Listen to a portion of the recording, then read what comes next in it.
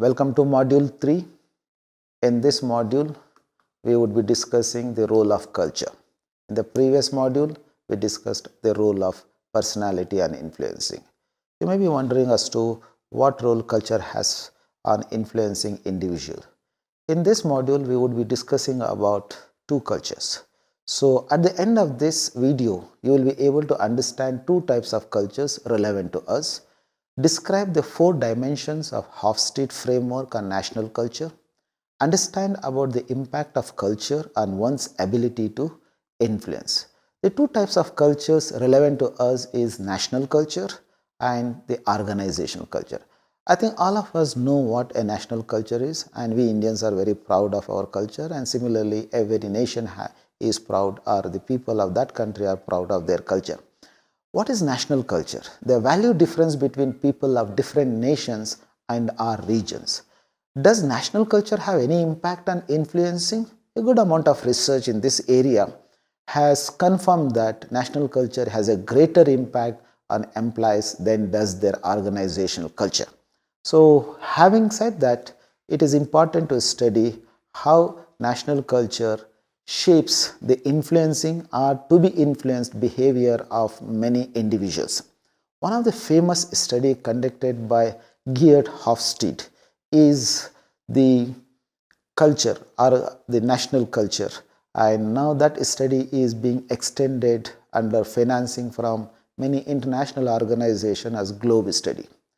So the 4 dimensions of Hofstede have tried to capture fairly enough the value systems and the behaviors, the characteristics of a group of people residing in particular geographic area or a country. And his methodology was also appreciated a lot, and there are Kluckhohn and Stodback framework, but for our study, we felt it is necessary to take only this to study the national culture because it has been widely validated study of cultures.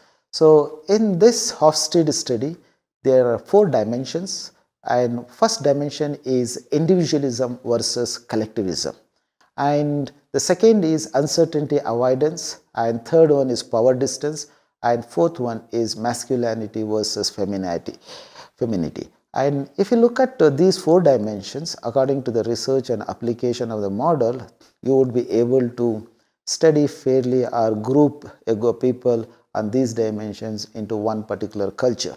So let us discuss briefly the framework. So the individualistic cultures which we are discussing, the first dimension, emphasis is on self-reliance.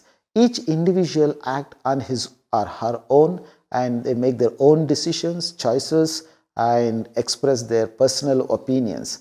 And when you want to influence people coming from this kind of a national culture, usually the rationality, the logic, the reasoning, the data, the plausible arguments help them to influence. On the other side, the collectivist culture, and they promote group harmony, and they attempt to avoid contrary personal opinion because respect for the members is important and holding the group together is important.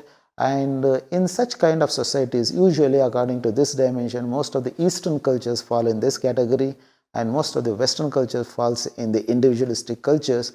So when you want to influence individuals coming from this kind of cultural background, conforming to norms help in influencing them, or becoming part of them helps in influencing them. So let me just take you to the next dimension, that is uncertainty avoidance, and this has been classified as some cultures they have a strong uncertainty avoidance and some have the weak uncertainty avoidance. To put it in a plain format, when you are strong in uncertainty avoidance, it means you like to avoid taking risk. When you are weak in uncertainty avoidance, that you are willing to take the risk.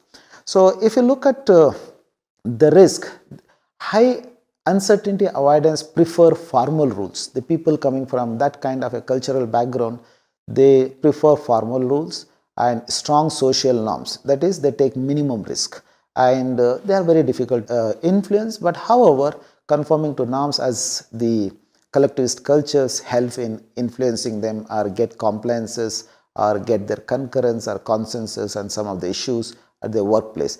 The low uncertainty avoidance cultures rely more on informal, unstructured or fluid rules or flexible rules and behaviors.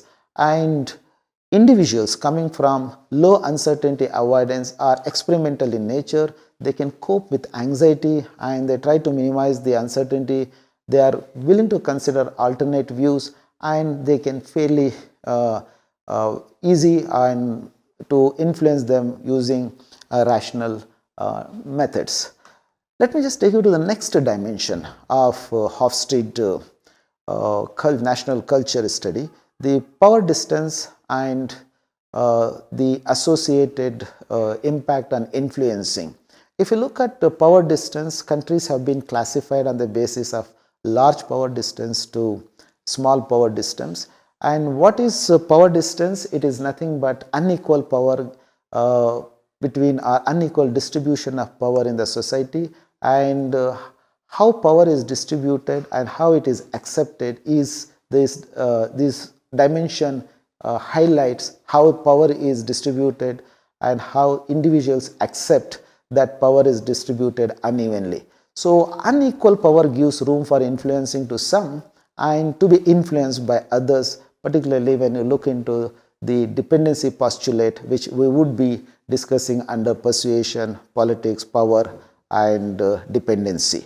So this is the dimension which is quite predominant in eastern part of the culture where the power distance is very high, and whereas in the western cultures the power distance is very low, and influencing them needs rationality, and whereas influencing in eastern culture, if you have power and if you have the ability to reward, then they can be easily influenced.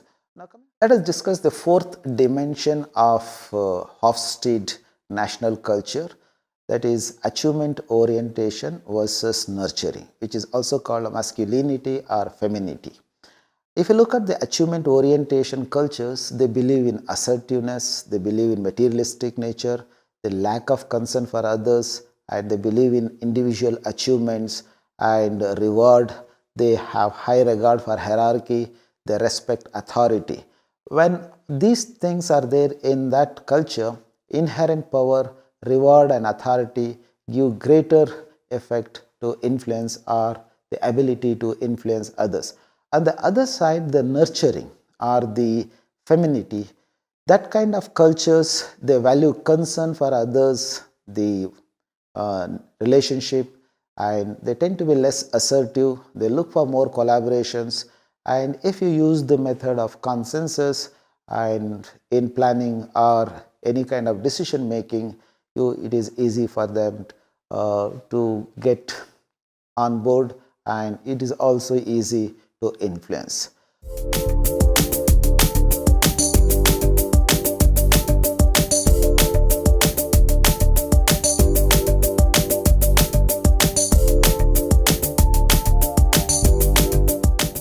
Summary: the key points discussed in this video, the two types of cultures relevant to us, the four dimensions of Hofstede framework on national culture, about the impact of culture on one's ability to influence.